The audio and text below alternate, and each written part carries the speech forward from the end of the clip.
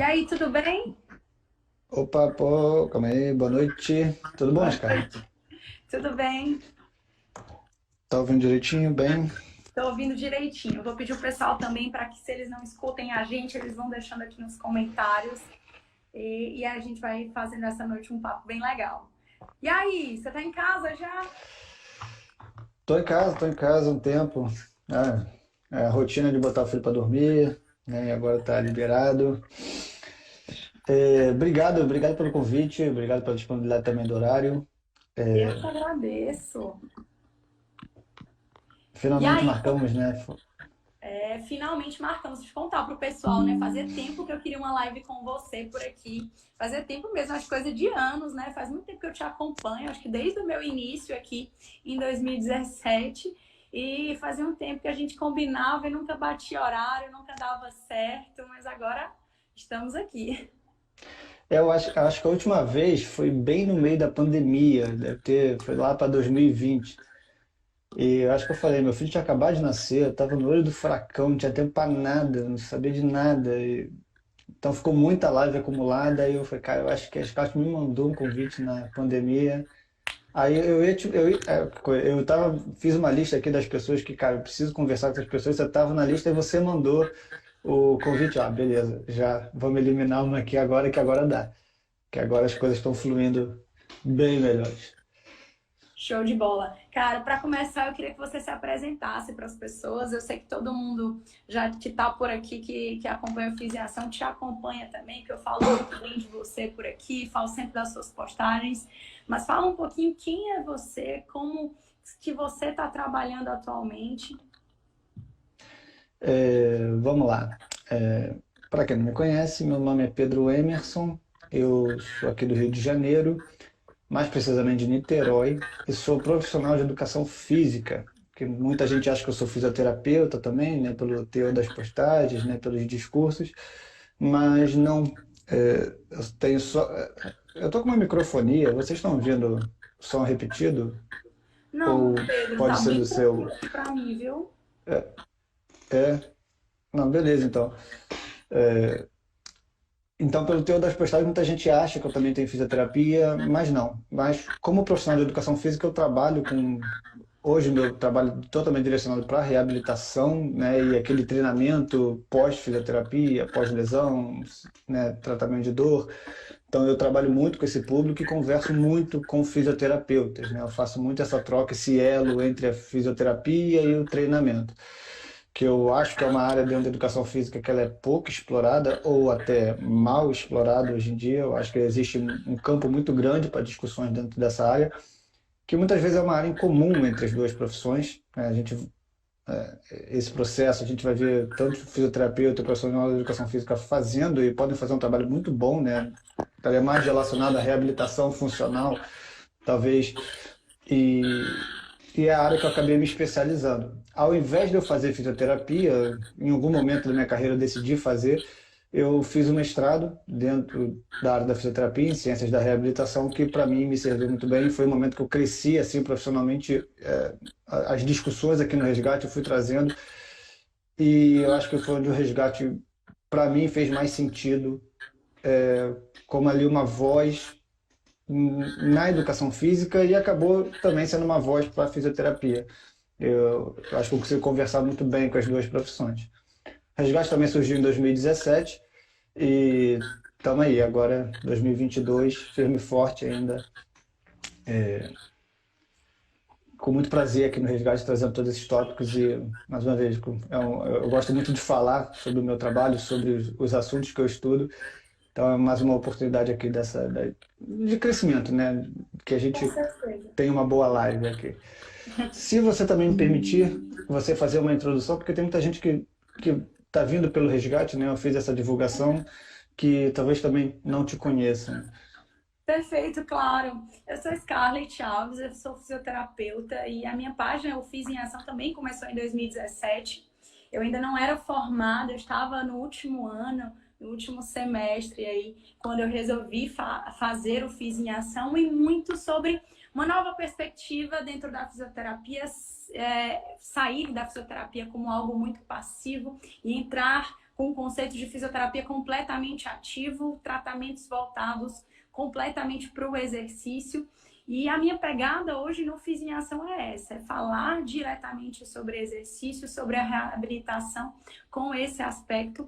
E eu acho que é por isso que eu gosto tanto de acompanhar o seu trabalho, porque eu acho que a união da educação física com a fisioterapia é nesse sentido, é sobre as duas profissões falarem muito bem sobre exercício e conseguirem manejar muito bem esses pacientes. Afinal, o objetivo maior é o tratamento deles, é deixar com certeza eles muito bem para ir voltar a todas as tarefas, para voltar à rotina. Então, hoje, o Fiz em Ação é isso, é também uma pegada voltada para o movimento e para ação, né? Por isso que ele pegou esse nome, por isso que foi Fiz em Ação, porque a nossa abordagem é completamente ativa. Ótimo. Eu acho que eu Cara, te e acompanho aí? desde o início também. Eu acho que eu Eu te lembro de acompanho alguma desde o coisa início relacionada também. à sua formação, assim. Agora você falou, eu acho que eu lembro de quando você se formou. Acho que eu lembro de alguma foto, alguma coisa assim. E o engraçado, Pedro, é que assim, as pessoas que vêm do Fiz em Ação desde 2017, elas acompanharam o meu crescimento e o meu amadurecimento profissional.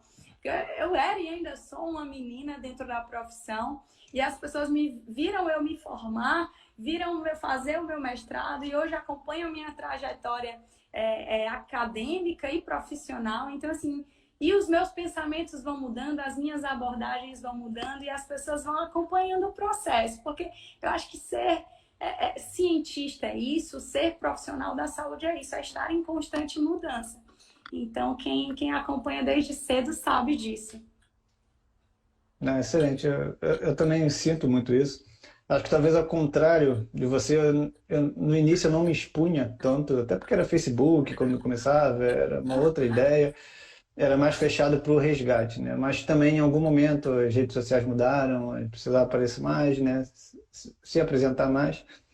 Mas os meus assuntos, né, para quem acompanha, sabem ou conseguem perceber que é mais direcionado direto para o profissional, né? Eu gosto de falar direto para o profissional. Tem leigos que enfim, olha, observa e tal, mas a ideia não é de fato que o leigo entenda muito o que está sendo feito ali, porque as discussões o meu perfil ele é bastante voltado para o fisioterapeuta, para o profissional, para o médico, e é onde eu acho que as discussões, em algum momento, elas precisam estar para que a gente leve, né, para E, o cara, é paciente, para o engraçado isso aluno. que você está falando, porque assim, o meu público hoje, com certeza, é só fisioterapeuta formado, principalmente. Os que estão ali no início da graduação não conseguem entender muito bem o conteúdo. Mas como a internet fez a gente crescer e chegar no leigo, sabe? Hoje na minha página eu tenho Sim, muito paciente que eles conseguem pegar alguns teores ali de discussão, eles conseguem entender o que eles precisam fazer de acordo com o que a gente está discutindo de novo. Então, assim, eles conseguem acompanhar de certa forma. Com certeza a nossa linguagem é voltada para profissional, mas eu ouso te dizer que eles conseguem sim acompanhar e ter ali noção do teor das discussões. ótimo. E que a gente consiga simplificar aqui para que o leigo também entenda, né, alguns conceitos que são mais difíceis. Eu acho que vai ser, é um desafio, mas eu acho que vai ser muito proveitoso. Pedro, e vamos lá, eu já vou entrar aqui com a minha série de Vamos lá, dúvidas. por favor. Eu tô muito feliz que você está aqui. Eu acho que você vai clarear muito os meus pensamentos, porque eu já gosto das suas postagens, mas eu queria esse momento bate-papo. E assim, hoje o tema da nossa live é exatamente esse, né? Será que a gente precisa mudar a nossa perspectiva, a nossa abordagem, como a gente encara o movimento? Você fala muito sobre isso. E eu já queria perguntar, assim, a pergunta-chave das redes sociais. A gente altera, não altera padrão de movimento? O que a gente faz com valgo dinâmico, com inclinação de tronco durante o step down? O que é, né, esse padrão de movimento? A pergunta parece simples, mas a resposta ela Milhões. talvez não seja tão simples, né? Eu vou tentar desmembrar então essa resposta desde lá do início da pergunta, né? Precisamos mudar de perspectiva, né? Que perspectiva eu tanto falo, né? Acho que você falou, é o título mesmo do primeiro módulo dos meus cursos. Eu gosto de abrir com essa pergunta, com essa indagação. Então, qual é a nossa perspectiva atual em relação ao movimento, né? Hoje a gente tem tradicionalmente, a gente sai da faculdade, você fala que você tem vários seguidores que estão se formando também, tem muitos estagiários. Eu acho que a fisioterapia e a educação física são muito próximas nessas discussões que ocorrem na faculdade, que é o modelo cinesiopatológico, o modelo biomédico, aquele modelo mais reducionista, mais baseado em causalidade, aquelas relações mais lineares, que são clássicas da gente ver em postagens de Instagram, em livros tradicionais, em grandes autores muito famosos aí, que todo mundo se embasa até hoje em dia para falar de reabilitação, para falar de tratamento, e que eles vão preconizar que, de fato, a gente consegue reduzir o movimento, a análise de suas partes e tentar explicar o todo. Então, eu consigo observar o joelho e tentar explicar um movimento mais complexo, né? Eu vou olhar para uma parte do movimento e vou tentar inferir que aquela pessoa sente dor por causa de determinada característica. E a partir daí vem todo aquele raciocínio de procurar por erros numa avaliação, né? Então eu vou procurar por disfunções de movimento. Então, se eu tenho dor no joelho, eu vou procurar por estruturas próximas que podem estar associadas. Aí eu posso encontrar um drop pélvico, uma pronação maior no pé. Então, aí o profissional ele vai fazendo algumas associações e vai mapeando ali que então tem essas configurações, eu preciso entregar determinadas soluções e observar um desfecho. Isso é feito há décadas, né? Acho que não tem como a gente chegar e falar, não, porra, você está falando, você está viajando, isso não existe, nunca vi. Não, cara, ninguém aqui vai discordar de que isso é uma prática muito comum e faz parte da nossa formação, né? Principalmente a educação física, quando a gente fala em reabilitação de dor, é basicamente isso que a gente vê, pelo menos que eu vi na faculdade há 12 anos atrás. Não imagino que tenha muitas mudanças dentro da minha área. Se por exemplo, eu tive que buscar outros cursos, outras leituras que nunca foram me oferecidas na faculdade. Eu duvido que ainda sejam. Eu fui, por exemplo, mestrado me serviu muito bem, mas eu tive contato com muitos fisioterapeutas que eles iam por outra linha, né? Porque, por exemplo, esse modelo biomédico ele está muito desassociado do modelo biopsicossocial, por exemplo, de intervenção, que é um outro, a gente pode chegar a discutir eles, mas vamos chegar primeiro na perspectiva atual.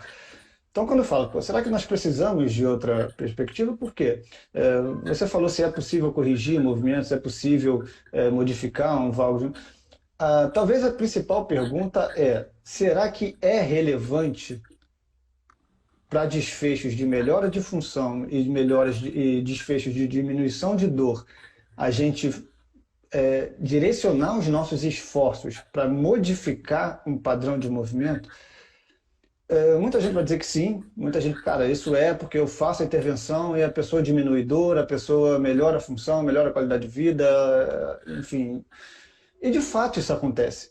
Tem diminuição de dor, tem melhora de qualidade de vida, mas nem sempre, e talvez muitas das vezes, a modificação do padrão, ele acompanha esses desfechos favoráveis. Então, são exercícios, são práticas, que a literatura vem mostrando, não só para joelho,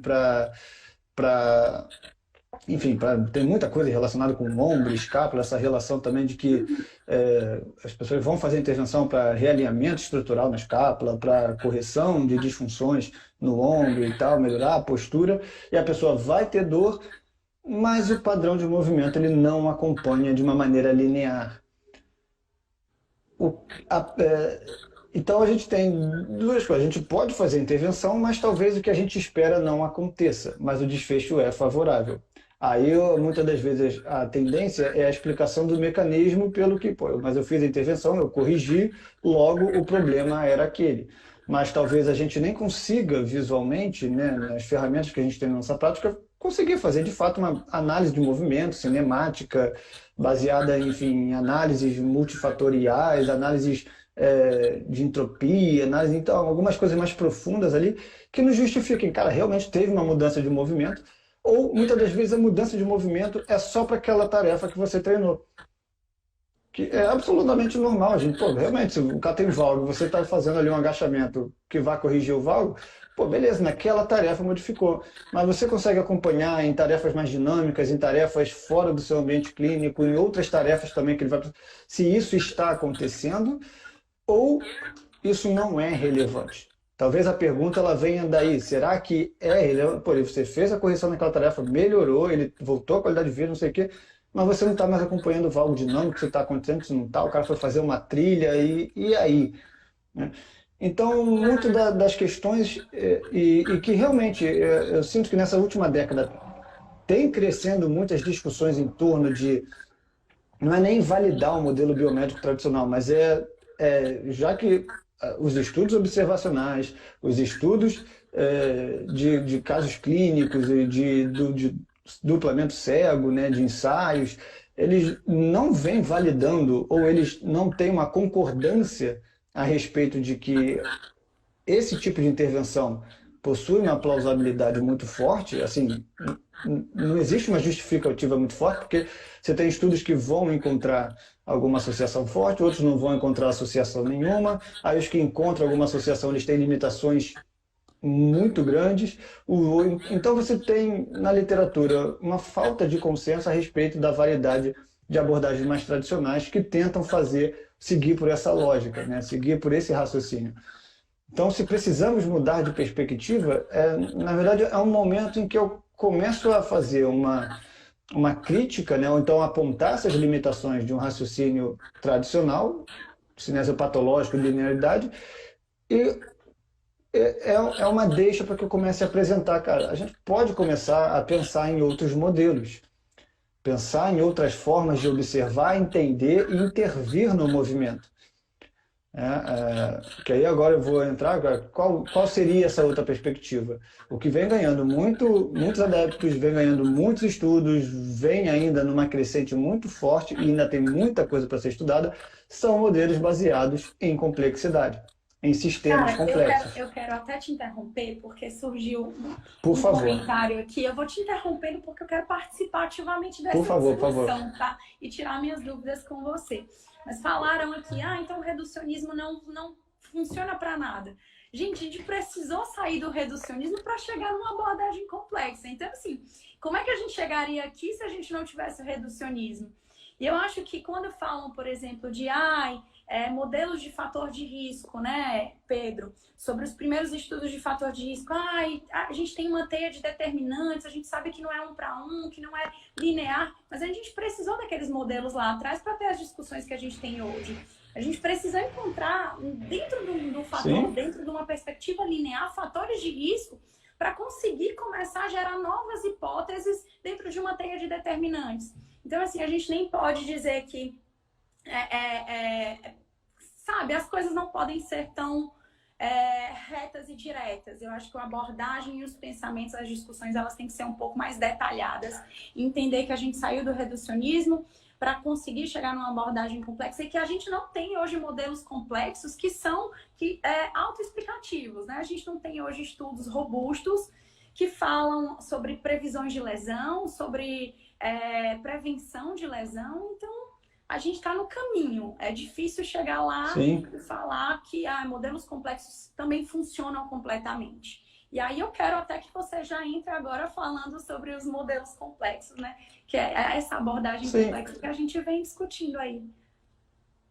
A ideia de começar a discutir complexidade é que também você vai começar a invalidar um tipo de... se a gente tiver...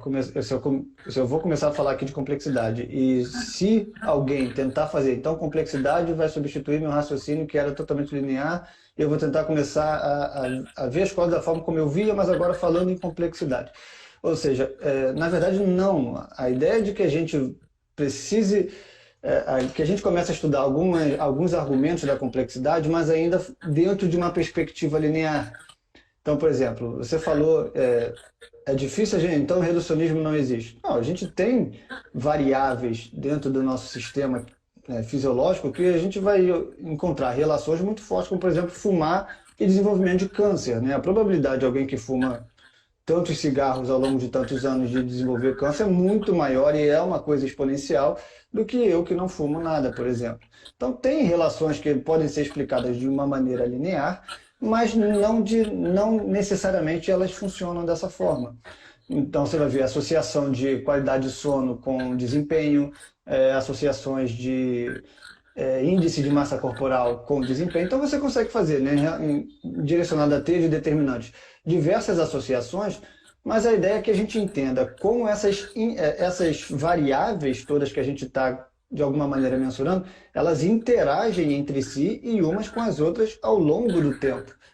Né? Não é o fato de alguém dormir mal uma vez que isso vai explicar uma dor, por exemplo. Né? Então, ter uma questão mais crônica de sono e eu só observar a questão do sono. Né? Eu só observar a questão postural e tentar fazer inferências como, cara, isso é por causa da sua postura. Cara, mas tem muitas outras variáveis que estão interagindo ali de maneira dinâmica, né? De maneira ao longo do tempo. Isso conta muito numa abordagem mais baseada em complexidade. Então aí vem aqueles críticos mais ferrenhos, né?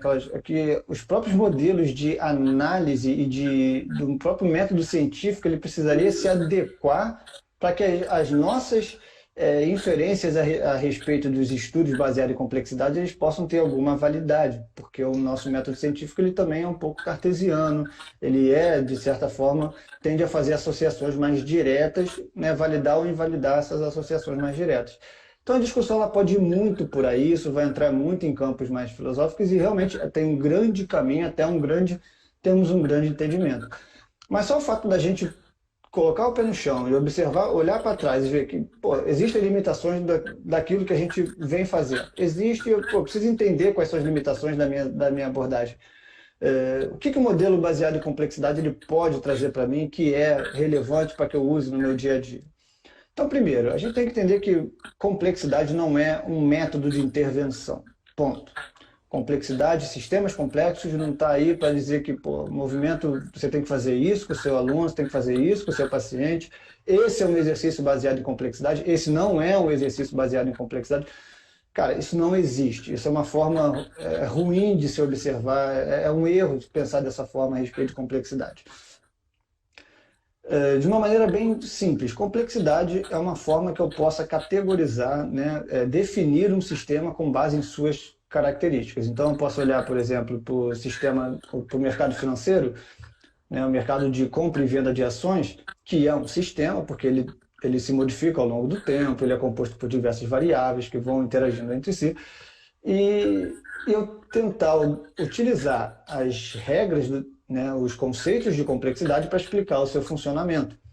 Então, eu vou observar que tem auto-organização nesse sistema, não tem um controlador central que vai dizer o preço de uma ação, mas tem muitos fatores interagindo ao longo do tempo que vão estar explicando ali o valor de uma ação, por exemplo, o valor de um ativo. Eu vou ter restrições, tá? Eu posso definir melhor depois esses conceitos, mas eu vou ter restrições, eu vou ter imprevisibilidade, eu vou ter relações não lineares, que são todos conceitos, né, baseados em sistemas complexos que vão, agora eu estou entendendo o mercado financeiro. Mesma coisa para o sistema meteorológico e usar sistemas complexos dentro do movimento humano é simplesmente a gente considerar que o sistema de movimento ele é um sistema, ele age como um sistema, ele é um sistema, ou seja, nosso sistema neuromuscular, que vai ser composto por sistema nervoso, sistema muscular, sistema musculoesquelético, enfim, tudo que compõe tudo que existe para fazer a gente se movimentar faz parte de um sistema de movimento. Não só dentro da gente, mas também no ambiente da tarefa que a gente está realizando.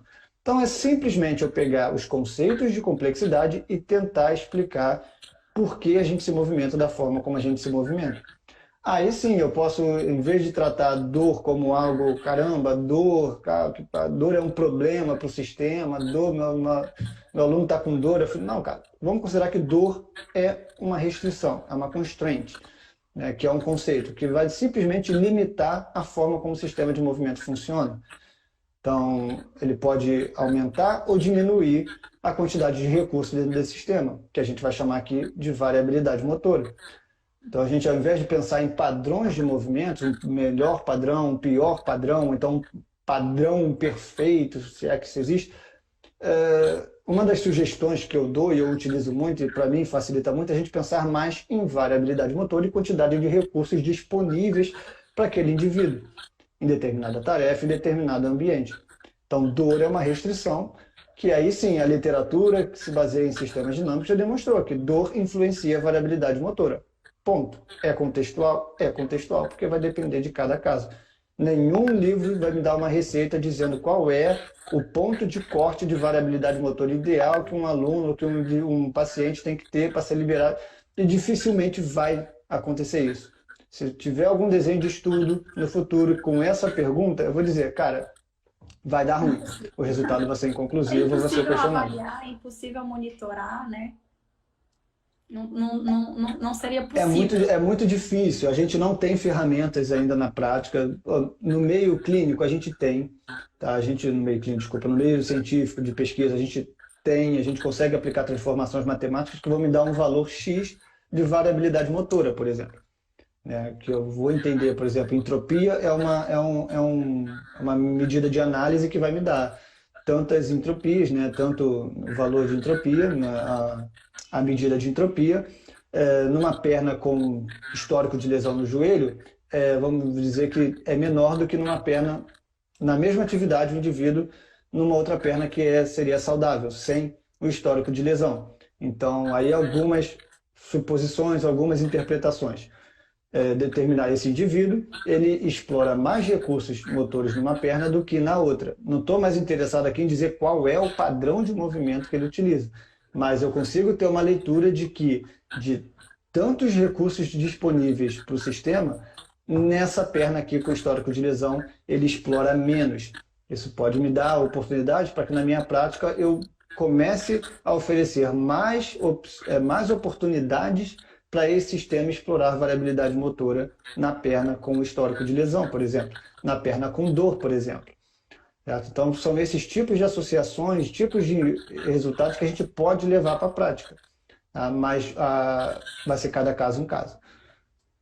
Perfeito. Cara, eu também queria que tu explicasse, assim, porque a gente começou a ver esse conceito de variabilidade motora, mas qual que é a associação dele com lesão, né? Eu acho que você já está reportando isso, mas eu acho que a gente pode enfatizar. E assim, ter variabilidade motora é bom ou ruim?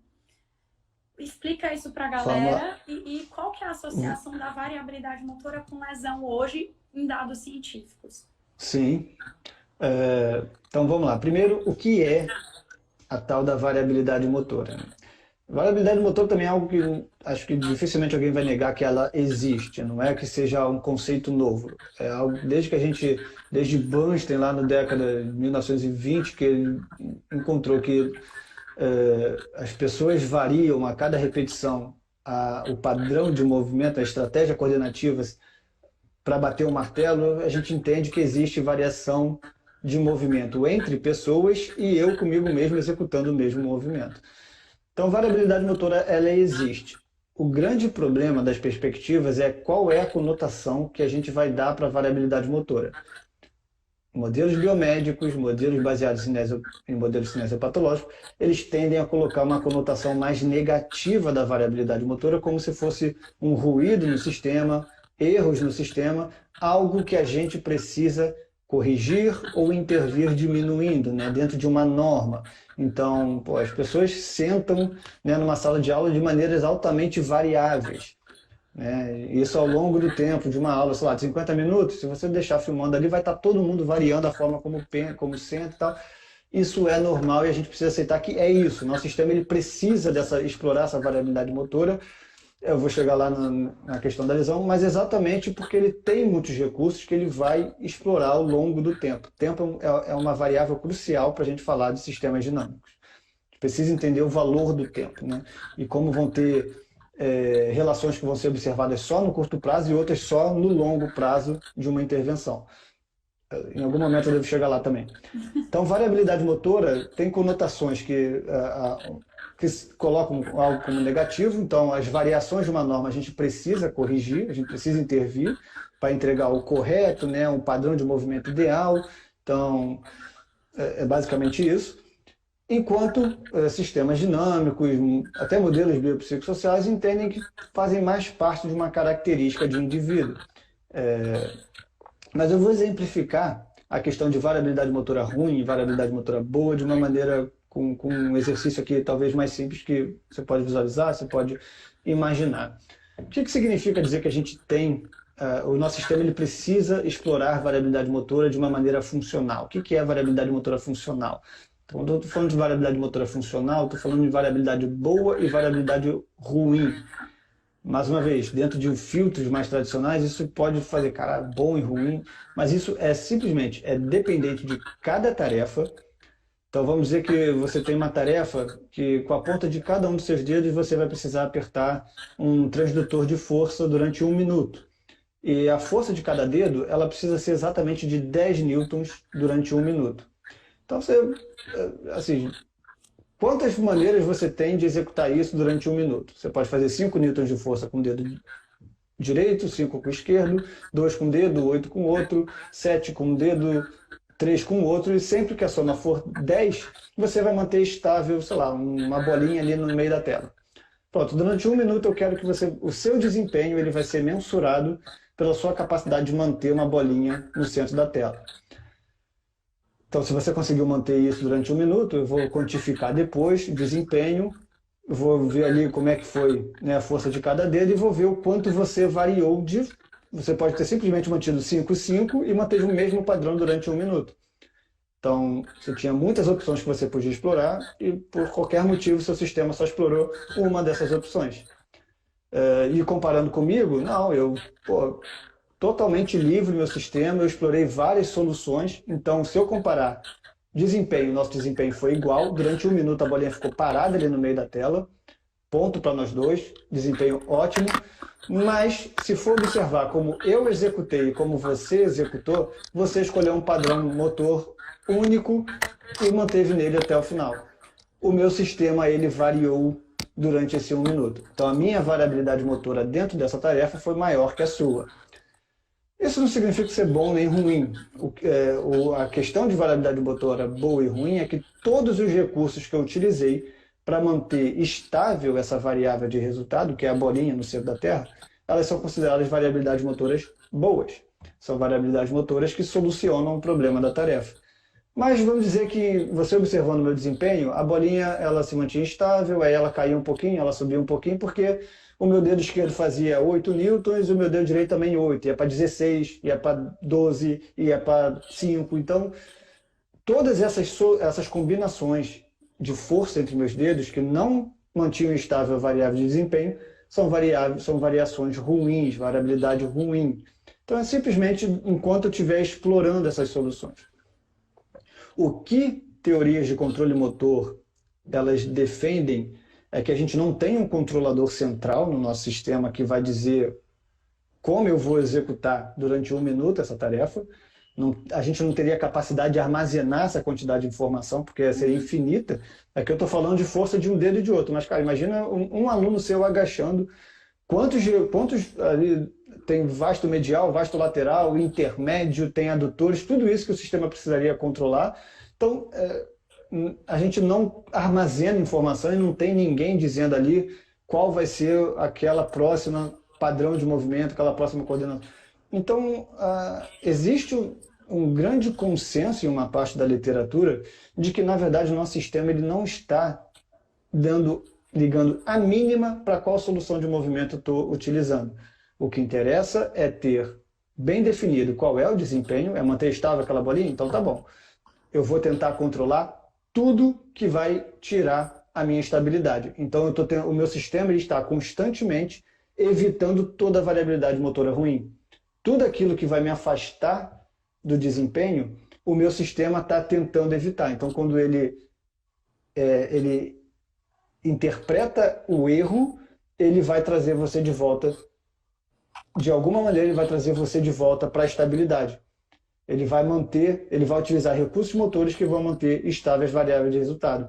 Então, ele deixa livre toda a variabilidade motora acontecer de uma maneira não controlada. Não estou nem aí se eu estou usando mais vasto lateral, mais vasto medial para fazer um agachamento, se eu estou usando mais um adutor. O que interessa é que o seu aluno consiga agachar. Traduzido para o seu paciente consiga agachar. Traduzindo para o sistema, que ele consiga abaixar o centro de massa e subir o centro de massa. Abaixar o centro de massa e a cada repetição ele vai utilizar uma combinação diferente das variáveis que estão disponíveis para ele, né? De disparo de potencial de ação, de contração de fibras musculares, vão se combinar de maneiras infinitas ali para estabilizar a variável de resultado. Então, variabilidade motora boa e ruim, ela precisa ser contextualizada com o desempenho de uma tarefa, com uma tarefa específica. Então, você vai treinar aquele sistema para explorar quantidade maior de recursos dentro daquela tarefa. Não significa que ele vai utilizar esses recursos que ele, pô, fiquei muito bom nisso aqui, eu vou utilizar para outra tarefa. Não, não significa necessariamente que essa transferência ela vai acontecer. Mas traduzindo, né, para tudo que o nosso sistema, como a variabilidade motora ela pode ser explorada, seria mais ou menos dessa forma. Ah, mas aí vamos chegar então no caso da lesão. Né? Você que trabalha, então vou botar um aluno para agachar, ele está vindo de um pós-operatório, ele tem um histórico de lesão no joelho e ele está me apresentando um valgo dinâmico muito forte toda vez que ele vai fazer um agachamento. Traduzindo isso para o que a neurociência explica, se toda vez que ele agacha ele apresenta o mesmo padrão motor, de todos aqueles que você sabe que ele poderia explorar, combinando flexão e extensão de joelho, com pronação e supinação de pé, com dorsiflexão de tornozelo, com rotações de quadril, com flexão de quadril, várias combinações que esse sistema pode fazer, ele está optando por um ou outro. Né? O sistema ele tende a reduzir no histórico de lesão, né, na presença de lesão, a variabilidade motora. É como se ele não quisesse se expor muito a explorar outros recursos, ele já encontrou um recurso que ele é confiável. Ele tende na dor, na presença da dor e na presença da lesão, ele tende a reduzir sua variabilidade motora. E aí sim, em vez de eu pensar em padrão de movimento, não, então ele está com valgo dinâmico, vamos botar aqui um joelho alinhado. Algumas questões que eu tenho hoje a respeito desse tipo de intervenção, que na verdade eu estou substituindo um padrão de movimento por outro padrão de movimento, aumentando a variabilidade de certa forma, porque agora eu estou oferecendo ao sistema um outro, mas o meu medo é que eu reduza depois a variabilidade para que ele só use aquele padrão de movimento agora. Então, vamos dizer, sabe que eu já percebeu que eu gosto de falar dessa, né? Passou a palavra, Cara, pode me interromper a qualquer momento, tá? Pode me interromper porque... Não, me interrompe porque eu preciso beber água. Mas reduzir, a grande questão é que a gente, muitas das vezes, a gente encontra um padrão de movimento, identifica ele como sendo ruim e vai oferecer outra coisa, mas na verdade a gente está aumentando a variabilidade em um momento para reduzir depois. Então, mas aí vem aquela questão de adaptações funcionais. Esse sistema, e aí vamos entrar em outras questões também, como foco externo, foco interno, né? Aí entram outras questões mais cognitivas, porque um corpo lesionado ele já tem uma tendência a ter um foco interno muito grande, né, para aquela área lesionada. Então, eu estou muitas das vezes utilizando estratégias que vão privilegiar o foco interno, né, que ele vai tentar o tempo todo fazer correções ativas no joelho. Eu tenho que ver o quanto dessas minhas intervenções elas estão influenciando em campo cognitivo, como a respeito de cinesiofobia. Pô, então, ele vai ficar evitando agora o valgo dinâmico para sempre, por exemplo. Pô, e se em algum momento o sistema precisar desse valgo dinâmico e não ter a oportunidade de usar, por exemplo. Vamos falando um pouco mais, de uma maneira mais rasa, né? Então, a ideia, que pelo menos como eu defendo muito na prática, é que a gente torne esses sistemas mais proficientes para encontrar soluções motoras quando forem necessárias, e não eu ficar dizendo o que esse sistema tem que fazer. Eu posso sim, em um momento de pós-operatório, oferecer uma solução que seja mais econômica, que seja mais eficiente, que vai explorar mais graus de liberdade, né, mas eu não consigo engessar de que é o padrão ideal. Não, pode ser um padrão ótimo naquele momento, mas eu vou continuar criando tarefas, criando exercícios, desenhando, né, algumas questões relacionadas com o ambiente, que ele vai precisar sair da zona de conforto para explorar outras soluções motoras. E nesse momento o valgo ele pode até voltar em algum momento, mas eu não quero entender e ficar corrigindo isso como sendo algo ruim, mas existem muitas outras soluções que o sistema ele pode explorar e muitas das vezes não explora porque nós mesmos acabamos restringindo mais ainda a variabilidade motora. Então, uma grande ponto das minhas discussões a respeito de terrorismo biomecânico, aquelas questões de não existe padrão de movimento ideal, não, é que, na verdade não é esse meu ponto. A ideia é de que a gente discuta mais a nível no campo da neurociência. Coloque mais questões de controle motor na biomecânica. Cara, é simples. A prática é simples. Os conceitos por volta, atrás da prática, são mais complexos. Porque, assim, na hora que eu fui para a prática, que eu vi que eu dando muito mais comandos para o meu paciente idoso, por exemplo, para executar uma tarefa, ele se perde todo. Ele ia executar a tarefa dentro de um padrão dele, livre, variável, e na hora que ele recebe os meus comandos, ele não consegue mais executar porque ele tem muitas preocupações para lidar e executar da forma que eu pedi. Então, assim, jogando na prática, eu consigo entender melhor isso e abordar com outros fisioterapeutas isso de uma forma mais tranquila também, sabe? Porque eu acho, Pedro, que às vezes a gente fica na teoria, a gente fica na ciência, a gente não consegue transpor isso para a prática. Na hora que eu fui, que eu disse, não, peraí, como é que estão surgindo esses conceitos de variabilidade motora? O que é isso? E é por isso que eu queria que você exemplificasse. Como que você faz na sua prática, por exemplo, na hora que você tem um paciente que de fato tem uma lesão no joelho, ou que na verdade nem é uma lesão, mas ele tem uma dor, uma disfunção, e ele apresenta também padrão de movimento que antes a gente considerava errado, que são as quedas pélvicas, o valgo dinâmico, as alterações no tronco.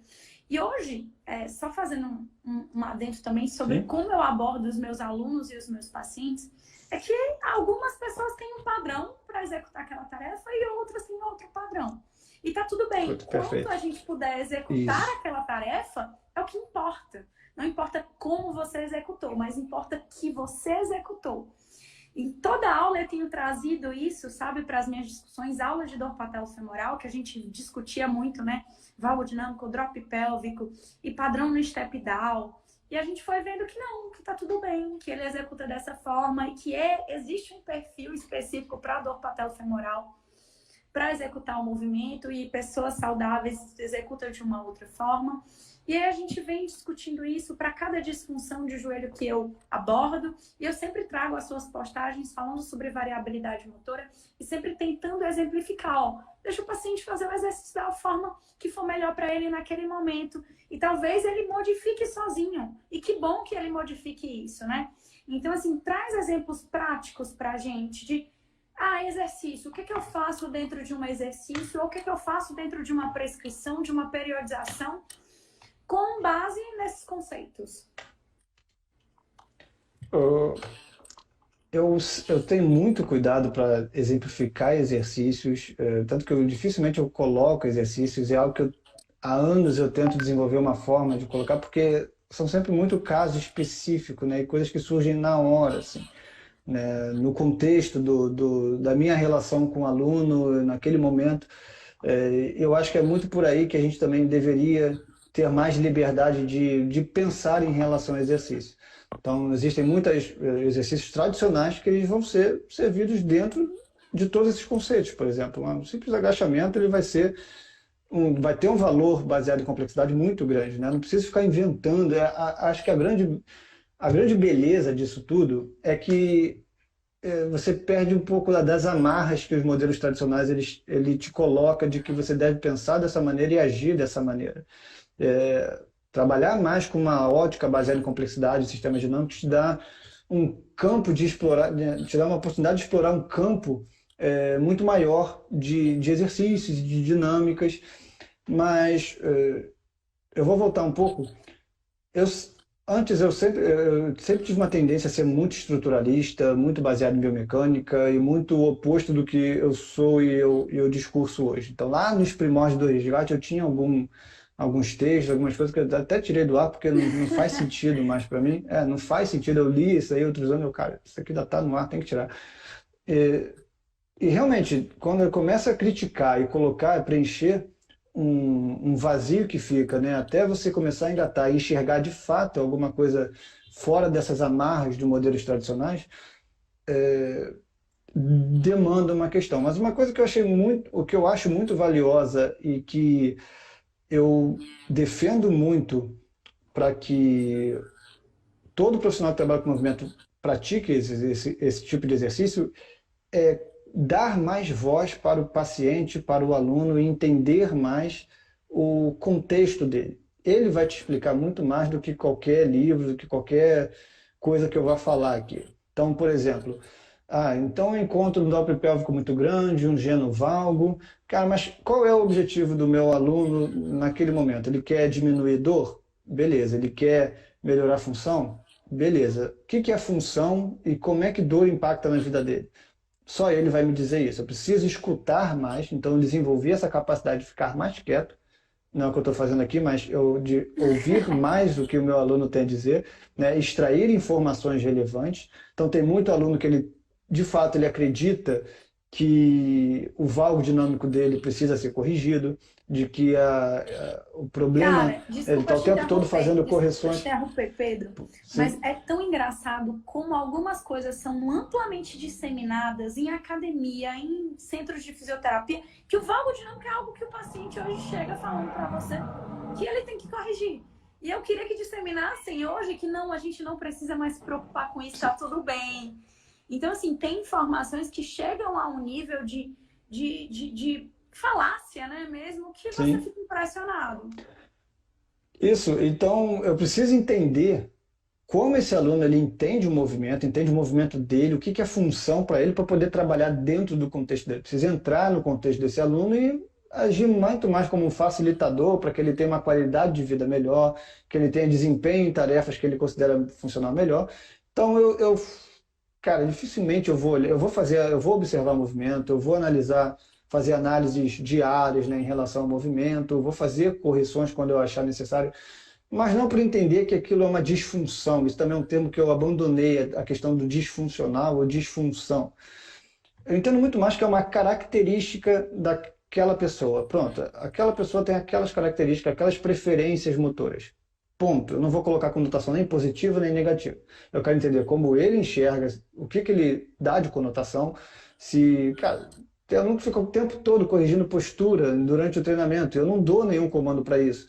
Mas muitas das vezes que lá atrás, quando eu comecei a esse tipo de confronto comigo mesmo, eu fazia, cara, relaxa, esquece isso, se não tem. Cara, mas ele acredita muito que está. Então eu vou trabalhar mais dentro desse contexto. Beleza, vamos lá, cara, corrija, não vou falar muito mais sobre isso, mas eu preciso. Aí eu, como profissional de educação física, eu defendo muito a bandeira do exercício, né, regular, por isso que eu falo que tem algumas transformações que vão ocorrer só ao longo do tempo, que a prática regular de atividade física, principalmente para quem é sedentário, né? Então, se a pessoa vem treinar comigo e é sedentária, eu já parto do princípio que ela precisa se manter o máximo ativa ao longo do tempo. Ponto. Porque alguns benefícios só vão ser coletados lá na frente. Não adianta. Então, no início, fazer atividade física pode fazer com que ele sinta dor, pode fazer com que traga desconforto. E eu preciso mostrar para ele que isso está tudo bem. De fato, isso faz parte do processo. Sentir dor e melhorar, mas o importante é que isso, no crescente, enfim, seja positivo, né? Ele melhora a função e diminua a dor. E eu entendo que ele vai melhorar a dor e vai diminuir a função sem a necessidade de eu fazer nenhuma correção.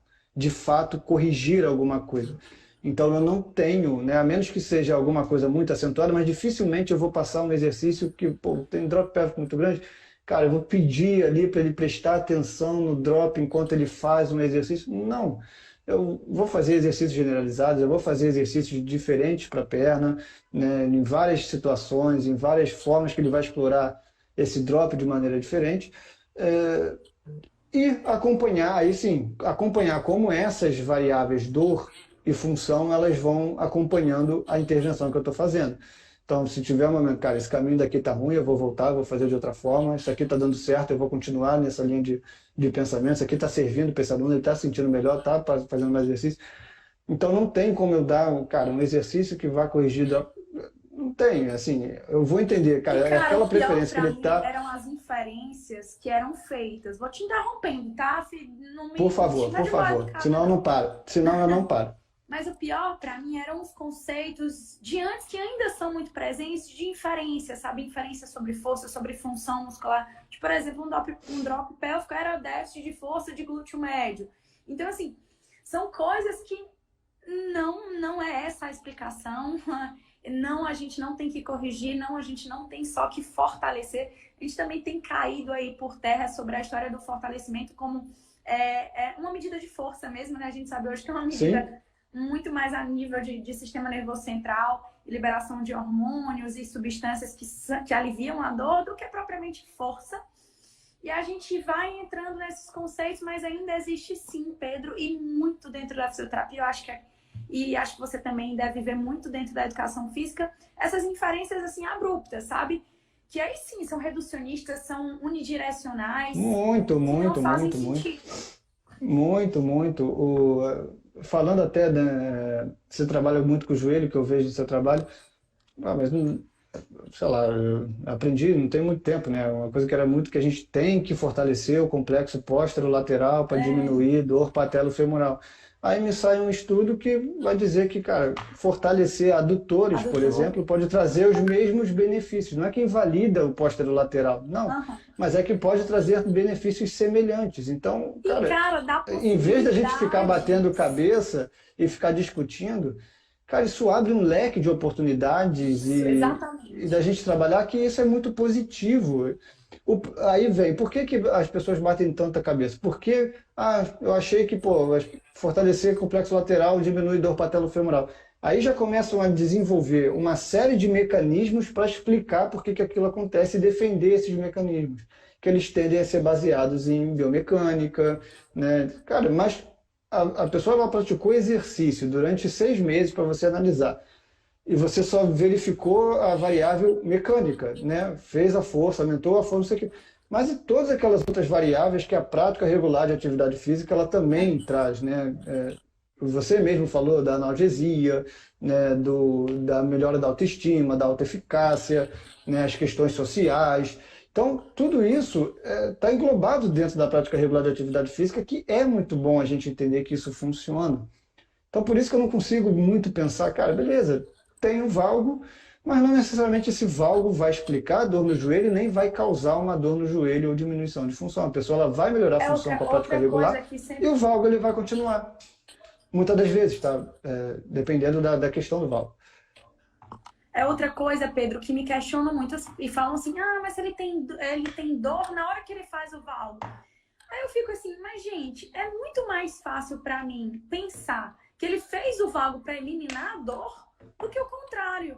Então eu sempre digo assim, tá, você avalia, olhou e falou, ele fez valgo, dói? Tira o valgo e vê se não dói. Ah, não doeu. Então tá, ok, usa essa estratégia de Ótimo, movimento, faz essa ótimo. avaliação, mas eu não acho plausível esse pensamento, sabe? Para mim não faz sentido. Ele faz valgo e dói. Para mim ele É faz porque valgo aí porque vem a ele questão quer que eu também. doa.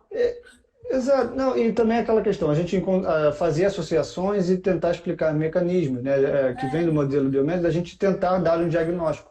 A gente tem a necessidade de ficar dando diagnóstico o tempo todo.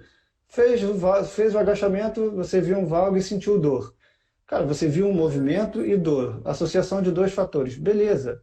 Teve dor ali com o movimento. Você botou um outro movimento, diminuiu a dor. Pronto, trabalha o outro movimento, ótimo, né? Enfatiza aquilo. Mas você não tem a obrigação de ficar justificando para o aluno que ele tem fraqueza no quadril, né? Somente a gente tem essa ideia de colocar uma conotação negativa, que aí sim, pô, ele vai se sentindo mais fraco, vai sair sentindo defeituoso, vai vir.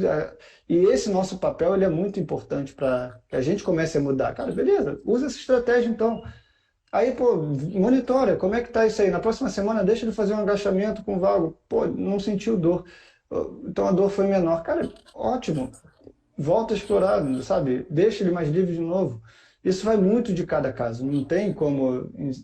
O raciocínio talvez eu consiga apresentar, que é uma ideia aqui. Mas dizer como vai agir na hora vai depender muito da sua expertise profissional ali, né? Não adianta, é só a experiência mesmo. Essa aí você vai saber na hora como é que você vai fazer. Tá. Pedro, me fala uma coisa, se dicotômico, se fosse para controlar padrão de movimento, sim, não, o que, é que você responderia? Sem contexto nenhum? Não. Não, no contexto que a Saciar o gente está solto ao falando vento. sobre variabilidade motora, sobre a gente permitir movimento, controlar padrão de movimento dentro desse contexto, sim ou não? Se eu quero que ele adote um padrão novo, sim, controlo. controlo de forma ativa. Evita isso. Muitas das vezes eu posso dar um comando verbal, evita isso, faz aquilo, dependendo, principalmente se for aula teleconsulta, né? Mas no meu caso não é teleconsulta, mas aula à distância. Alguns recursos que eu tenho é simplesmente, cara, não, controla, mas pensando em variabilidade motor e não em padrão de movimento mais eficiente. Eu acho que eu Dá para responderia entender? não controla. Eu acho que eu diria assim, deixa livre. Não, não, não, tá bom, de uma maneira generalizada, deixa livre, Aham, beleza. tá. Mas podem ter casos que eu vá, não dá, eu sempre falo depende, não adianta. Você vai colocar Não uma adianta. vírgula nessa Eu sempre vou história. colocar um depende, eu não consigo.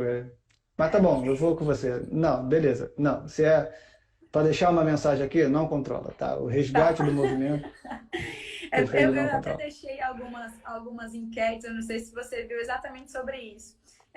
Alguns casos que eu colocava, controla padrão de movimento sim ou não, depende. E a maioria das pessoas responde que depende, né? Mas eu tenho para mim, dois perfis, assim, sabe, Pedro? Indivíduos idosos eu não controlo nada, nada. Eu deixo realmente executar a tarefa da forma que for possível e tranquila para eles. E indivíduos atletas que a gente tem mais variáveis, realmente a gente pensa em uma coisa interagindo com uma outra ali, aí eu começo a pensar sobre controlar algumas variáveis do movimento. Mas ainda assim eu olho e falo assim, executa esse negócio do jeito que você quiser, que o importante é que você esteja ativo e tentando voltar Ótimo. para a sua prática. Posso incluir sedentários também, né, nesse mesmo nível talvez dos idosos, né? Pô, cara, faz, ainda mais se for aquele sedentário que não tem histórico nenhum de prática de atividade física, que aí você vê que realmente a quantidade de recursos é muito limitada, então, cara, usa o que você tem de melhor e vamos embora, né? Mas sim, vai dependendo de cada caso, vai modificando. Tá. Uma coisa bem legal que você falou aqui é sobre foco interno e foco externo. Explica pra gente rapidamente sobre isso.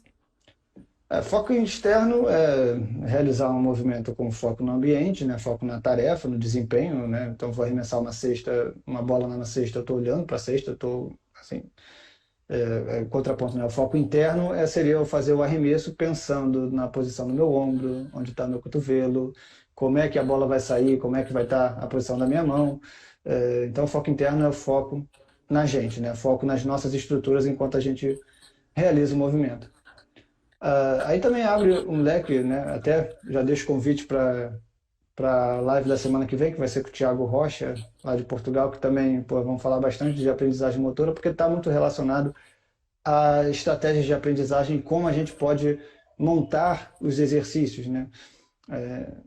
Então, por exemplo, um comando de foco interno seria aquele clássico de, cara, faz um agachamento, seu joelho não pode passar do meio do pé, não pode passar da ponta do pé, o seu quadril, joelho e tornozelo tem que fazer um movimento de uma maneira simultânea, né? De agachar e levantar com a mesma taxa, não sei o quê. Então, tudo isso são estratégias que vão trazer o foco para o que a pessoa está fazendo. Ela vai fazer movimentos vai tender a fazer movimentos mais lentos, mais controlados e pensando nas suas estruturas. Eu poderia dar um peso na mão dele e falar, cara, abaixa e levanta isso aí e vamos embora, sabe? Eu quero mais estratégia de quadril, então eu falo, cara, abaixa e levanta, mas pô, o peso ele tem que atingir essa marca aqui no chão. Eu boto uma marca mais próxima, talvez, do tornozelo, então o centro de massa dele vai naturalmente para trás e tal, e ele vai fazer um agachamento mais apoiado em quadril. Não dei comando nenhum, simplesmente isso pode ser uma ferramenta para análise de como é que esse sistema ele se auto-organiza, né? Quando eu dou um comando verbal, uma estratégia, aí eu vou ver estratégia preferencial, eu posso fazer modificações. Pô, está usando muito o joelho, eu modifico a tarefa para ver se ele tem capacidade de adotar outra estratégia, mas explorando o foco externo.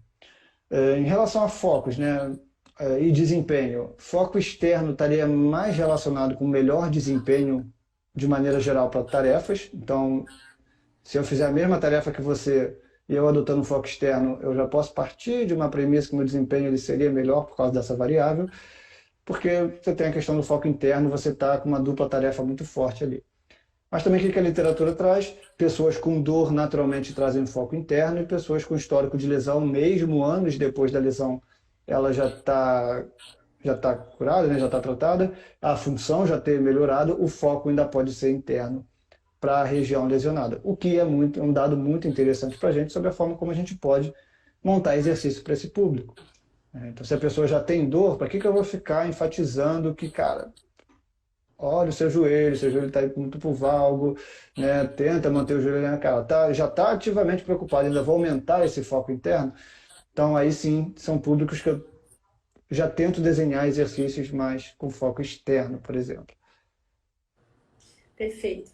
Cara, a gente entrou num ponto que a gente até já citou. Avaliação. Como que você avalia? Como que você avalia seus alunos? Você leva em Eu consideração não testes tenho, funcionais? O que você leva em consideração não na hora de tenho, mas avaliar? o mais uso, isso vai depender de cada contexto. De maneira geral, eu não faço uso de testes funcionais, assim, alguma coisa que tem um bloco de testes que eu vou aplicar para ver, não utilizo. Aí vem também muito da minha prática, né? Eu não estou fazendo nenhum, eu não estou trabalhando ali com um pós-operatório direto, por exemplo. Então, o aluno Cara, normalmente ele mas já ele assim, está mais eu na vou até, reabilitação funcional. Pode interromper, pode ir. Porque eu eu acho que vou eu até entrei te mais na falar sua uma área coisa agora. para. Não, eu tenho muitas críticas sobre testes funcionais. Eu tenho curso, eu ensino testes funcionais, Sim. mas eu tenho muitas críticas. Porque, assim, o que te falam, né? Eles te dão um norte, Uhum. eles podem te dar um norte, eles podem te gerar hipóteses. É isso. Sim. Mas resultados finais, análises finais, é algo muito difícil de ter pós-teste. Não é palpável, né? Não consegue predizer lesão, não consegue ter número normativo na maioria Exatamente. das vezes. Então, assim, eu sempre sou muito verdadeira com os meus alunos. E eu sempre digo, ele vai te gerar hipóteses para fazer novas análises, para ter possibilidade de como abordar o teu paciente. Não é algo concreto. E é isso. Então, assim, eu uso testes funcionais ainda na minha prática e acho que vou Uhum. usar por muito tempo, sabe? Porque eu gosto das hipóteses que são geradas com eles, mas sempre afirmando que nada concreto. Assim, a minha visão quanto a testes funcionais é a mesma, assim, não há evidências que justifiquem utilizar para diminuir risco de lesão, por exemplo, no máximo para mim uma ferramenta que vai me dar, cara, então, todo teste funcional é uma tarefa motora, ponto. Tem um desfecho, ponto. Então, para aquela tarefa motora, eu vou ver a capacidade do meu aluno de executar ou não, ou como ele executa. Por exemplo, o Y-Balance Test, que é um teste mais livre em relação a como ele pode executar, pô, pode me dizer bastante informação sobre preferências, né, por explorar mais quadril, explorar mais joelho, incapacidade de se manter numa perna só enquanto faz um agachamento. Você pode, num teste ali, ao invés de eu estar analisando simplesmente o quanto ele consegue alcançar e anotando e pô, pegando ali métricas, né, pontos de corte, cara, já observei muita coisa enquanto ele fez o movimento em relação a sua proficiência motor, aí eu me dou no direito de fazer alterações no teste para investigar uma ou outra coisa, caso isso surja. Então, o Y-Balance Test seria algo que eu utilizava também no meu curso, assim, para exemplificar, porque é um teste que ele me dá mais liberdade. Pô, eu posso botar ele em cima de um step e ver agora como é que ele faz. Então, eu posso, enfim, tirar a mão da pelve, eu vou ver se agora ele consegue fazer melhor. Isso vai me dando algumas pistas a respeito, mas mesmo assim, não é algo engessado que eu tendo a usar. Eu uso mais exercício, principalmente para públicos sedentários e reabilitação de função. Mais exercícios gerais, né? Eu posso analisar a corrida, eu posso analisar agachamento, apoios unipodais, dependendo, né? Do público mais idoso. E a partir daí eu vou trabalhando em cima de movimentos mais gerais e fazendo análises on demand, né? Ao longo das sessões de treinamento. Mas aquela ideia, né, mais engessada de que eu avalio inicialmente, faço uma intervenção e reavalio posteriormente, isso não incentivo Eu gosto esse muito de tipo de fazer essa comportamento. abordagem também. Por exemplo, pedir a tarefa. Qual que é a tarefa que você sente incômodo que você deixou de fazer? Tá, será que a gente pode tentar fazer ela agora, na hora da avaliação? É uma subida de escada, é uma descida de degrau, é um sentar e levantar de uma cadeira. Então, assim, alguns testes funcionais conseguem representar, né? A gente tem um bloco, por exemplo, para osteoartrite, Pedro, que é Uhum. sentar e levantar, é caminhada, é subida de escada. Então, representam para mim o que de fato aquele paciente precisa executar na vida dele. Agora, outros testes funcionais, e quando a gente joga tudo para o contexto do esporte, parece que é ainda pior, né? É ainda pior de pensar, é ainda pior entender como é que tudo interage e abordar. Para mim, os Sim. idosos são sempre algo mais fáceis ali de serem avaliados. Mas essa história de colocar dentro da tarefa que ele quer voltar a fazer ou que tem no dia a dia dele, para mim faz muito mais sentido. Sim, sim, pô, concordo totalmente. Acho que é por aí também. Perfeito. E aí, eu acho que passou só uma coisa que é algo que eu queria que a gente frisasse também sobre variabilidade motora. O que é que tem Por favor. na ciência sobre variabilidade motora e lesão? A gente já tem dados apontando que, de fato, quem tem mais variabilidade motora tem mais chances, na verdade, menos chances de ter lesão, e quem tem menos variabilidade motora tem mais chances de ter lesão? Cara, variabilidade motora é um tema muito sensível. É, eu vou tentar focar um pouco na predição de lesão, até para a gente fazer um fechamento, mas também vou deixar alguns encaminhamentos para quem quer entrar nessa área, né? A gente vai encontrar muita coisa desencontrada a respeito de variabilidade motora na literatura, porque vai depender muito da forma como eu estou analisando a variabilidade motora. Qual é a métrica, qual é a medida de análise de variabilidade motora que eu estou utilizando. Então, esse é um problema, não há um consenso da melhor, então algumas são, como eu falei da entropia, que é uma análise diretamente não linear, mas você tem análise de variáveis contínuas que vão analisar o sistema, o sinal ali eletromiográfico, o sinal da cinemática. Você tem análises discretas que vão analisar somente o desvio padrão e tudo isso, o grande problema é que tudo isso é variabilidade motora. E de fato é. Mas, então, por isso que eu falo, tem que ser contextualizada, tá? Ela pode ser, aí sim, e vai também para cada indivíduo, a resposta ela não vai ser tão direta, né? Você vai ter indivíduos que podem apresentar maior variabilidade motora e menor variabilidade motora, principalmente se a gente for analisar os resultados ali, você vai ver aqueles outlines que, cara, pô, isso aqui, pô, mostrou esse cara aqui, tá com a mesma lesão, apresentou uma variabilidade motora muito maior do que esse aqui, que está no outline do outro lado, uma variabilidade motora reduzida para a mesma lesão no mesmo local. Então a gente tem que ter algum cuidado, mas vamos falar de hipóteses em relação à variabilidade motora e capacidade de predição de lesão. Mais uma vez, não podemos analisar somente a questão da variabilidade motora, a gente vai ter que contextualizar ela com a demanda da tarefa, né? Então, a ideia de que a gente colocar um sistema com pouca variabilidade motora, né, pouca capacidade de explorar recursos motores em uma alta demanda, são relações sensíveis e perigosas para dizer que, cara, esse indivíduo está num risco de lesão maior se a gente continuar insistindo nisso aqui. Tem até um post que eu posso até compartilhar depois nos stories que eu apresento bem essa hipótese, assim, eu deixo lá o estudo, deixo lá porque ela vai te dar um gráfico que ele não é o gráfico tradicional de XY, né? Ele vai colocar três variáveis, a probabilidade de lesão, a demanda da tarefa e a variabilidade motora. Então, aí vamos dizer, nos extremos de variabilidade, muita variabilidade motora e baixa variabilidade motora seriam os pontos onde esse indivíduo ele estaria no maior risco de lesão. Então a gente não pode falar mais em padrão de movimento, mas sim uma zona ótima de variabilidade motora que é segura. Tanto aqueles indivíduos que exploram, né, que não, a gente pode encarar a muita variabilidade motora também como uma falta de controle de graus de liberdade para solucionar a tarefa, cara. Imagina você, não sei se você já fez em algum momento, mas eu te boto agora um esqui no pé, te solto lá de um Alpe suíço e te mando, cara, desce. Você não vai restringir nada ali. O seu sistema, caraca, o que está acontecendo? Explorando um monte de coisa, for analisar, vai estar ali, você está explorando qualquer coisa. Variabilidade motora lá em cima, assim, sabe? Combinações entre elementos infinitos, assim. Mas que com o tempo de aprendizagem, você vai tentar, o seu sistema ele vai reduzir essas variabilidades motoras até você entrar numa zona ótima, por exemplo. Então você, naquele primeiro momento, tem muita variabilidade motora para aquela tarefa, a demanda está altíssima, porque pô, é uma tarefa realmente com uma complexidade muito alta, seu risco de lesão foi lá para cima.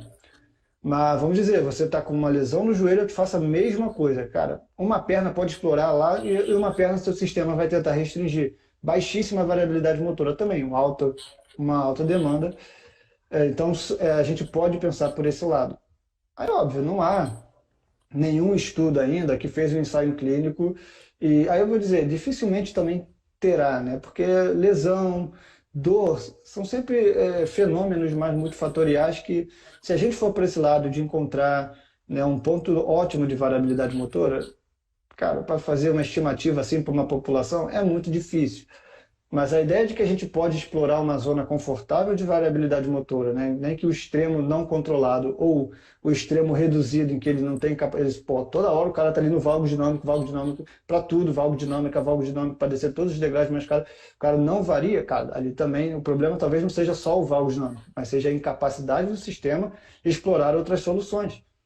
Variabilidade motora reduzida, aí, dependendo do condicionamento do cara, subir e descer a escada é uma demanda muito alta, né? Mais uma vez, a probabilidade dele sentir lesão, dele se lesionar e tal, é muito grande porque o sistema não tem onde dissipar tanta energia. Aí são os mesmos princípios que a gente tem de lesão. Mas pensar em variabilidade motora é uma hipótese muito bem aceita e eu acho que, para mim, pelo menos, faz muito sentido a gente pensar dessa forma. Uma zona ótima de movimentos que eu posso explorar para cada função. E aí vai ser para cada função, para cada tarefa, não adianta, não tem como fugir. Cada tarefa tem uma regra diferente. Perfeito. Cara, quando a gente fala desses conceitos, é sempre muito difícil avaliar, comparar. Eu fico pensando depois para jogar um negócio desse numa meta-análise, numa revisão sistemática. É muito Se a difícil. gente É muito difícil. conseguisse ter, né, dados para jogar, porque a gente nem tem tanto dado assim ainda. Imagina depois para fazer uma comparação. Nem a capacidade de coletar ainda, né? Então, assim, é tudo muito novo, é tudo muito conceito. Ainda mais que bom que a gente tá mudando a perspectiva, né? E aí eu já vou pedir para que você deixe sua mensagem final, para você conseguir descansar aí. Que é de tudo isso que a gente falou aqui, se você puder deixar uma mensagem rápida para as pessoas sobre essa nova perspectiva, o que você falaria? Vamos lá, é uma nova perspectiva, mas ela não é tão nova assim, tá? Ela tá, Acho tá que uns 40 anos aí tentando importância espaço. agora, né? Isso. Mas, vamos lá, uma dica. Estudem, tá? Procurem formas de estudar por conta de vocês. Vocês podem acompanhar o resgate, podem perguntar, eu posso dar algum caminho, mas eu também não tenho todas as Cara, informações. fala do seu curso. Como que você está abordando isso no seu curso? Sim. O meu curso, ele é minha visão sobre sistemas complexos, né? Então, eu acabei de fechar uma turma agora em julho, tá? Foi ótimo, foram 53 alunos. A turma está começando agora, fechei o carrinho, então tem algumas aulas que eu estou gravando, outras aulas que vão ser ao vivo, mas vai desde essas críticas, né, de abordagens mais limitadas até, cara, o que a neurociência explica sobre isso, sistema, porque a neurociência também é um universo, mas vamos direcionar para isso, vamos para os atalhos, né? Por onde a gente começa a estudar e entrar nesse universo? Então, tá lá, né? Vamos falar de Bernstein, de Latache, alguns autores que são muito relevantes.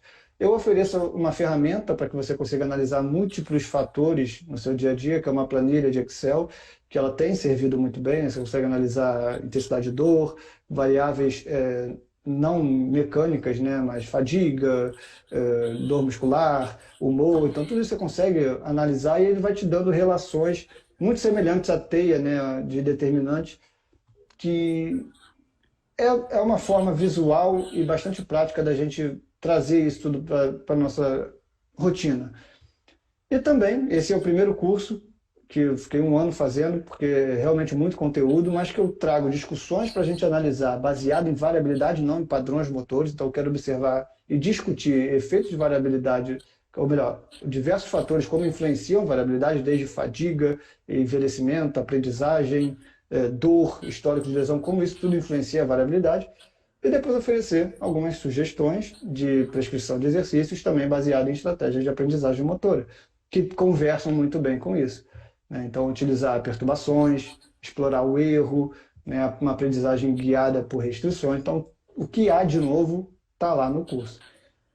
Ainda esse ano eu quero abrir mais uma outra turma, mas agora eu estou numa fase de desenvolver também o serviço de assinatura, que vai ser um primeiro do resgate, que eu também vou catalogar todos os estudos que eu tenho de uma maneira bem estilo PubMed, só sobre movimento e neurociência do movimento, resumindo o que aquele estudo está trazendo, né, uma tradução daquele estudo e os autores principais. Então, ali, as lives que eu faço vão estar lá disponíveis também, algumas aulas, né, masterclass eu quero fazer também para gerar um grande grupo de discussão para quem prefere esse tipo de serviço, que eu também acho que é algo que eu estou gostando muito de fazer.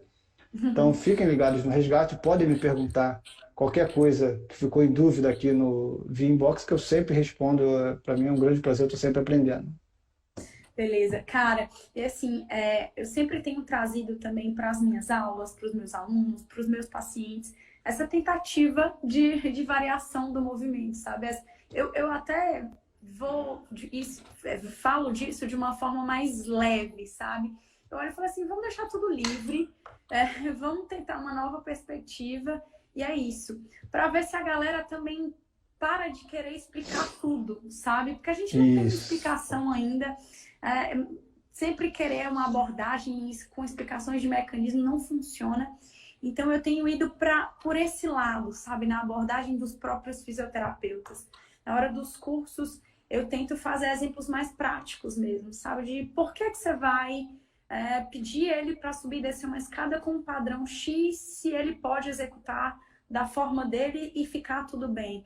Então, eu tento ir por esse caminho na minha abordagem com os fisioterapeutas, sabe? Deixando as coisas mais livres mesmo e sem muitas explicações sobre mecanismos para aquilo, sem muitas teorias, porque senão a gente vai ficar naquele limbo, naqueles conceitos e nunca vai conseguir ir para a prática. Eu sei o quão é importante, eu adoro discutir a teoria, entendo completamente o seu trabalho aqui na internet, o como ele é importante, mas eu acho que na hora de ir para prática mesmo, essa galera precisa ir com tudo Sim. e de uma forma mais simples, sabe? Mas eu acho justo você olhar para todo mundo e falar, estudem, e estou aqui para ajudar vocês, porque de fato a gente precisa muito do seu trabalho por aqui. Muito obrigado, Vi. Isso é muito bom ouvir também como é que você está desenvolvendo o seu trabalho, porque eu acompanho na internet, mas a gente nunca conversou nas nossas práticas, trocou figurinha.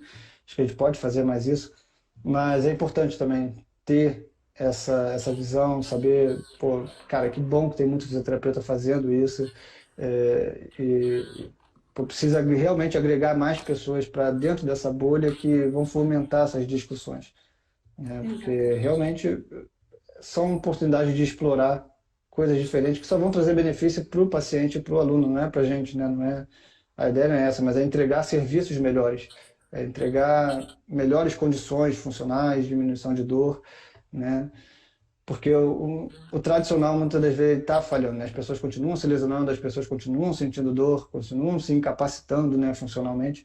Então, realmente, a gente precisa parar e discutir. Eu acho que é esse o momento e, pô, a nossa geração, assim, né, quem está vindo da faculdade, o pessoal que ainda está na ativa, tem essa oportunidade hoje de contribuir. Cara, até lembrei aqui de uma coisa que você falou assim, como que é a sua prescrição de exercício, quais exercícios, aí você falou assim, cara, agachamento. E é isso, sabe? É isso.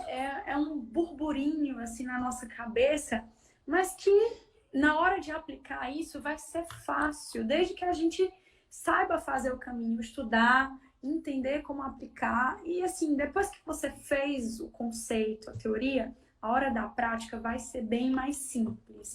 Então, achei incrível a sua fala, porque eu costumo até falar isso. O básico funciona, o básico às vezes O não é básico básico, funciona. tá? A gente vai Exato. explicar um agachamento e o quão de variação existe ali, o quão de musculatura está entrando, o quão é importante para a vida do paciente o agachamento como tarefa do dia a dia. Então, assim, a gente tem que juntar tudo na caixinha de cada fisioterapeuta, na caixinha que é a cabeça de cada fisioterapeuta, cada profissional de educação física e fazer só com que eles tratem muito bem os nossos pacientes, eles fiquem livres da dor e eles consigam ser mais ativos. Eu sempre digo que o objetivo final das nossas discussões e das nossas teorias é esse. Então, muito obrigada pela disponibilidade de tempo, por estar aqui disseminando seu conhecimento. Muito obrigada por estar ativamente desde 2017 aí com seus conteúdos. Eu sei como eles são importantes e como cada um ali que está próximo a mim acompanha você com carinho. Então, muito obrigada de verdade.